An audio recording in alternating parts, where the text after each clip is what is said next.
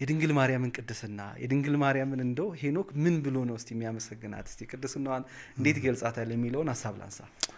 እኔ እና አባ ጊዮርጊስ ያመሰገኗትን ከደገምንም በቂ ነው። በእውነት ከኛ ምስጋና ምንም አያረግላትም። በእርግጥ የኃጢአተኛ ምስጋና ለምን ነው አትበይ፣ የኔ ኃጢአት ያንቺን ቅድስና ያረክሰውም ብሏል አባ ጊዮርጊስ።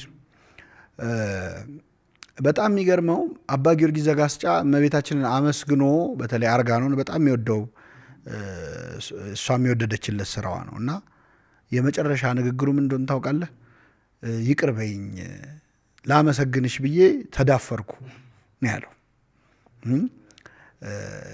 ደስ ያሰኘውሽ መስሎኝ ነው ያለው። እና እመቤታችን ያው ደስታ ናት፣ ሰላም ናት፣ እረፍት ናት። እግዚአብሔር በቅፎ ያረፈ ነው፣ እኛን ለማሳረፍ አታንስ። ስለዚህ እንደዛ ነው። እንግዲህ ከ15 በላይ መጽሐፍቶች የመጨረሻው መጽሐፍት ለግሸን ደብረ ከርቤ የተበረከተ መጽሐፍ ነው። ለእናታችን ቤት ከ15 በላይ መጽሐፍቶች ተጽፈዋል በመምህር ዲያቆን ሄኖክ ኃይሌ። ከ6 በላይ ፊልሞች ተተርጉመዋል።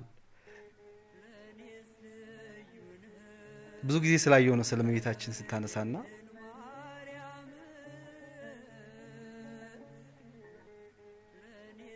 የእመቤታችንን ክብር የእመቤታችንን በረከት የቀመሰው ያውቀዋልና ብዙ ጊዜ ስለእመቤታችን ስታነሳ መድረክ ላይ ስለምሰማ እንደው እንዲገለጽ ስለፈለኩ ነው በአንተ ሐሳብ ያነሳው።